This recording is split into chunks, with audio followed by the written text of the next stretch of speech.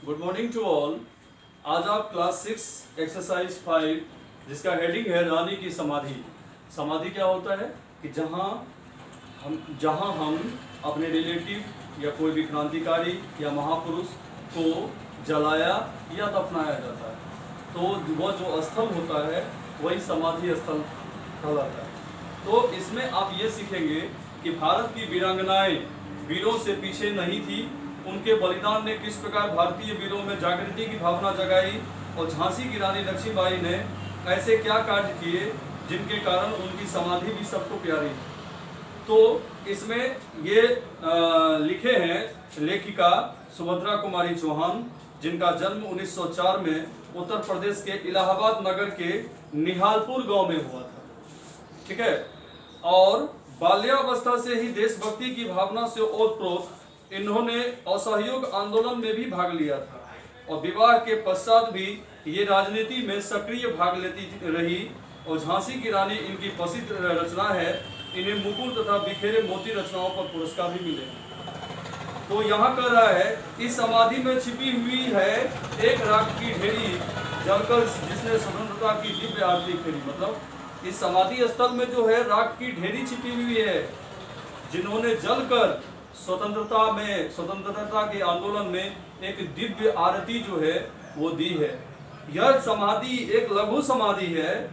किसकी समाधि? झांसी की रानी की, क्योंकि अंतिम लीला स्थली यही है। यही उसका जो है अंतिम क्षण तक वो लड़ती रही और अपने जान को गंवा दी, अपने प्राण को अर्पित कर दी लक्ष्मी मर्दानी की। यही कहीं पर बिखर गई वो भग्न विजय माला सी, जो वो विजय पथ पर जो है वो चलती जा रही थी, वो यही इर्द गिर्द बिखर गई है उसकी विजय माला सी। उनके फूल यहाँ संचित हैं, यह स्मृति सारा सी। इसी स्मृति पर जो है वो फूल जितने बिखेरे हुए हैं, बस यही समाधि स्थल वो किसका है? तो रानी लक्ष्मीबाई का है। ध्यान से सुनिएगा। सहे वार पर वार अंत तक लड़ी वीर बाला सी, यानी कि वार पर वार उसे अंतिम तक किया गया, लेकिन फिर भी वो जो है वीर बाला के जैसा वो लड़ती रही। आहुति सी गिर चढ़ी चिता पर, और अंत में जब वो क्या बोलते हैं शक्तिहीन हो गई, तो आहुति होकर के गिर पड़ी चिता पर। चमक उठी ज्वाला सी, जब उसे आग जलाकर जलाया जाता था तो जिससे लगता था कि उसमें एक अद्भुत सी चमक थी। बढ़ जाता है मान वीर का रण में बलि होने से, मूल्यवती होती सोने की भस्म यथा सोने से। उस वीर का मान सम्मान बहुत बढ़ जाता है जिन्होंने रण क्षेत्र में जो है वो बलि चढ़ता है, यानी अपने प्राण को अर्पित कर देता है, त्याग देता है, भेंट चढ़ा देता है, तो वह सोने से भी अधिक मूल्यवान हो जाता है। ठीक है। भस्म या सोने से, यानी भस्म को भी हम सोने के समान जो है सोने से भी अधिक मूल्यवान हम मानते हैं। रानी से भी अधिक हमें अब यह समाधि है प्यारी। रानी से भी अधिक हमें यह समाधि है प्यारी, क्योंकि यहाँ निहित है स्वतंत्रता की आशा की चिंगारी। यहाँ आशा की चिंगारी है कि अभी एक वीरांगना जो है वो अपने प्राण को त्यागी है।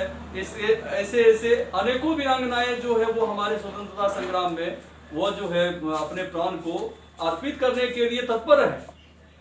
अंतिम लीला स्थली है, यह समाधि, यह चिर समाधि है झांसी की रानी। अंतिम लीला स्थली है लक्ष्मी मर्दानी की। यह समाधि एक चीर समाधि है। किसकी है? झांसी की रानी की। अंतिम लीला स्थली यही है लक्ष्मी मर्दानी की। समझ में आ गया? ये एक कविता रानी लक्ष्मीबाई पर लिखी गई है। अब आगे बढ़ेंगे तो इसका कविता जो है वो और भी है आगे के क्लास में। इसमें कुछ शब्दार्थ भी है जो आपको याद करना है। और इस कविता में किसकी समाधि का वर्णन है? तो रानी लक्ष्मीबाई की। इस समाधि में क्या छिपा हुआ है? तो राख की ढेरी। अंतिम लीला स्थली से क्या तात्पर्य है कि जहां आखिरी बार लड़ाई की या जहां अंतिम सांस ली, दोनों में से कोई एक कर सकते हैं। युद्ध में बलिदान होने से क्या होता है? वीर का मान बढ़ जाता है। गौ नंबर में टिक लगाएंगे। सोने की भस्म किससे अधिक मूल्यवती होती है?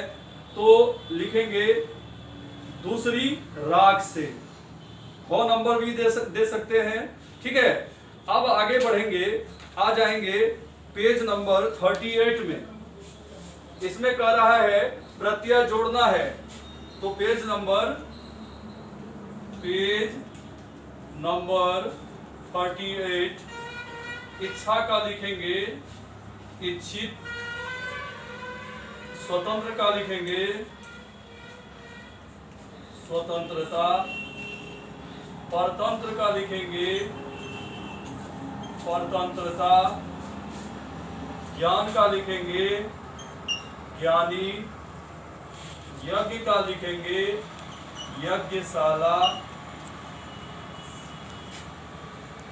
हर्ष का लिखेंगे हर्षित, इत प्रत्यय जुड़ जाएगा। पूजा का लिखेंगे पूजित, इसमें भी लगेगा। विनम्र का लिखेंगे विनम्रता, और पाठ का लिखेंगे पाठशाला, बल का लिखेंगे बलवती। ठीक है, इतना काम आपको करना है। अब आप SW में लिखिए learn it, poem and word meaning, और जितना हम अभी लिखे हैं इसको पेंसिल से अच्छी तरह से भरना है। Okay, thank you.